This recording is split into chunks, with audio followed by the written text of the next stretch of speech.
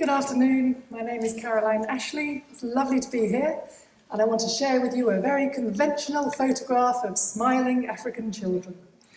I'm sure we've all seen lots of those before. They could be on a donor annual report, they could be on a business sustainability annual report, but they're actually from a really unusual business.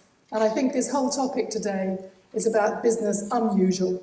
And I want to look at why business and donors are collaborating, what some of the unusual instruments are, and the challenges and the trends, with a couple of examples which would include the business that has these smiling children. Very briefly about me, why am I speaking on this topic? I'm currently involved in the UK Impact programme, which is Impact Investment, and the Practitioner Hub for Inclusive Business, now funded by CEDA. I've spent the last 3 or 4 years working on the Swedish Innovations Against Poverty and the UK Business Innovation Facility, working with 150 inclusive businesses in Africa and Asia, businesses that combine commercial and social return. And around 1999, I moved from sort of community work to establish pro-poor tourism, so it's got some roots. I don't want to repeat too much what has already been said, so I'll move on briefly here. Just why are donors engaging with business? The really big picture, I think it's about the growth agenda. It's not just about basic needs, social services. It's not just anymore about targeting the people who are living on less than $1 per person per day. There's recognition you need to keep people at $2 a day out of poverty, or $2.50. And there's also concern about ongoing reliance on subsidy, recognition that private sector, if it can achieve development solutions, it can continue to achieve them because that's what companies do, and that's what donors and NGOs don't necessarily do. I think the more interesting question is, why are companies engaging with donors and the development agenda? The top line here, the red, is why are companies looking at working at the base of the pyramid, the low-income populations, in emerging economies? In the Business Innovation Facility, we asked that very question of the main 40 companies we worked with, and it came out so strongly. They were doing it for strategic, long-term reasons. It was the senior leadership who were innovating to secure new markets and new competitive advantage. Seeking new advantage is the name of the game these days. And that's the drive why they're focusing on the base of the pyramid. But why does that mean they need to collaborate with big bureaucracies or with little NGOs? That's another question. There's no doubt that innovation is slow and it is risky. So some companies can't put enough into it that they might like. They know the playing field is not level, so they want to engage with policymakers to help level it out. And if they're sensible, they know that they have good skills for doing what they're good at. But to go beyond their comfort zone, they need new skills and new partners. And that is what takes them to development partners. Key point, already nicely made, Tom. The private sector is not one thing. I totally agree that that's the starting place. I just want to illustrate that. Going back to Malawi, here's one of the elderly men, not the young, smiling children. But Mega is the first privately owned energy operating company in Malawi, quite possibly in a large part of the region. It's a strange company because the micro hydropower installation, which cost some millions of euro, was set up, was invested, was paid for by donor money. But most micro-hydro schemes tend to be run by NGOs or community businesses created by NGOs or run by donors or governments. This is a private company that is the operating company, but using capital investment that still needs to be funded by donors. And for the next 5 schemes, they still need donor capital for that. But the company itself aims for a small return to generate a profit by year 5. So that's one of the examples.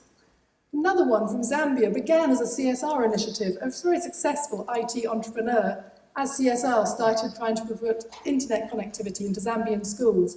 It's now launched as a company, had its commercial launch last year. They're seeking their first private investors, indeed might actually have signed on the dotted line last month.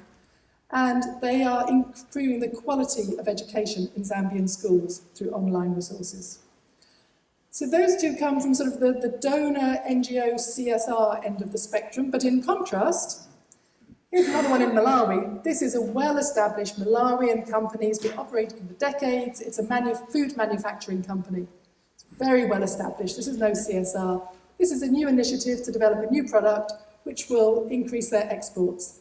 But they're doing it in a way that is inclusive and therefore was supported by the Business Innovation Facility because of how they're working with smallholders.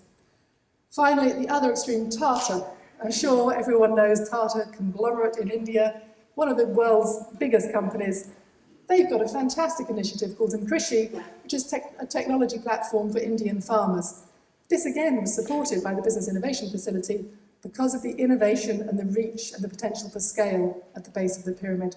So I think there's a clear point here. Many different types of business can contribute to development solutions and can be partners of development actors. So my job was to talk about instruments, so let me move to that. I assume we're talking about donor instruments that engage the private sector. And I think it's useful to think of a spectrum of objectives. Some donors have this objective of a bigger private sector, bigger the better, whereas other instruments are about a better private sector, more inclusive, more focused on poverty reduction. It's not a choice, it's not either or. There are things along the way, and many donors do both. So these are a range of tools that are in use. The bigger private sector is much more about investment. Classic International Finance Corporation puts large investments in. At the other end of the spectrum, we have the public-private partnerships, such as in nutrition, such as in TB, HIV, malaria, these kind of public-private partnerships that are focused on a specific policy problem. And we also have on the far end, the right, the inclusive business that I defined, business that has a commercial return but directly reaches people at the base of the pyramid. And then in the middle, we have ones which are about growth that is more inclusive, but not necessarily specifically pro-poor. It's more transparent, it's more sustainable, and we have the very specific objective of support to SMEs, because SMEs tend to be a good way of creating jobs and reaching a lot of people in developing countries. Many different types of companies can be reached through these instruments. You've got the large, the multinational, the SMEs, the startups, the growth stage, different instruments for different companies. And then donors are already also doing the indirect support to the policy environment, trade reform, market building, research and development. I see those as the indirect instruments, which we're not touching on today. I'm not touching on today. So I want to just look at a few of these specific instruments. The investment by the development finance institutions is very long established. Many donors have their own development bank. We have the multilateral development banks. I think an interesting move here is that several of these are coming down to the next box, which is impact investment. Impact investment is investment in a business to generate a return, but it could be a sub-market return, and a social impact. Now, the development finance institutions are quite big players in this space in Africa and Asia, which is where I focus at the minute, but it's a very small part of their main portfolio. Their main portfolio is much more classic investment. And they're by far from the only players. This is not a donor space. This is foundations, this is bits of banks, high net worth individuals, people who've made their money through investment and now want to make their money somewhere else. I think it's a fascinating space to watch. It is growing fast, and it is at the minute slightly too diverse. Some of it's about poverty reduction, some of it's about development, some of it isn't, but it's a space on the move. The middle one is challenge funds, and a recent report in the UK said the UK has over 30 challenge funds, about half of which are enterprise challenge funds. It's had so many challenge funds for so long that we're already onto the backlash against challenge funds, and the generation 2.0 of challenge funds. But challenge funds are the easy, obvious way for donors to support companies by they set a challenge, they outsource program administration, they set the criteria, and they say to the private sector, can you solve this challenge? Give us your ideas, and then we write the check. It's a very lively tool on which I think there's much more debate, and I think the next generation will be even better than the first. And then the last set is around these partnerships and alliances, which are very much to do with changing a specific policy issue, because the private sector on its own and the state sector on its own cannot do it. And increasingly the partnerships and alliances are moving down to this bottom one, which is support to the ecosystem, which is where the donors, I think, are beginning to see they need to act, not just partnering with business directly, but changing the policy context by drawing on what business has got to say. Okay, so in conclusion, what are the trends, what are the challenges? The first trend is recognising the potential. Those businesses, those photos I showed you, we are beginning to see inclusive business happening, beginning to go to scale.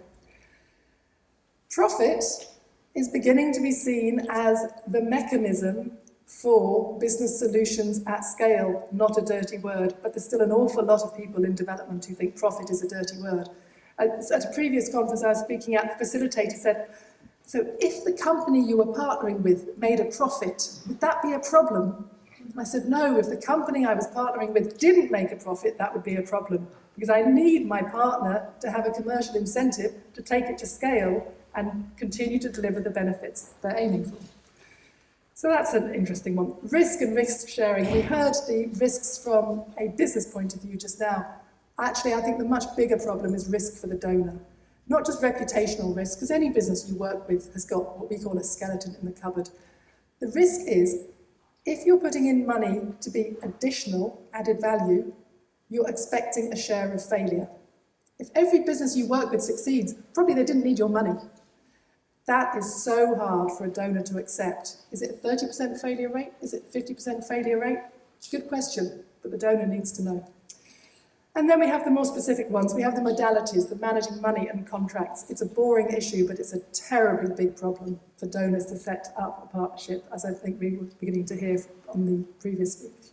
Results. How do you measure results? How do you ensure you deliver them? Again, it's partly to do with risk, because the donor cannot control the results once it's being implemented by a business who will respond to the market if they're any good. And finally, the big trend and problem is we are getting critics and fanatics. Critics who say this is a load of rubbish, fanatics who say this is the solution. Neither is correct. Working with business is not a panacea for development, but hey, it's got an awful lot of potential and still underexploited potential. Let the critics and fanatics fight about it themselves. So finally, we have some new reports available from the two programmes I've been working on, which are packed full of evidence from 100 and so businesses. And more information is on the Practitioner Hub on Inclusive Business, which is all about information from the ground on this very topic. Thank you.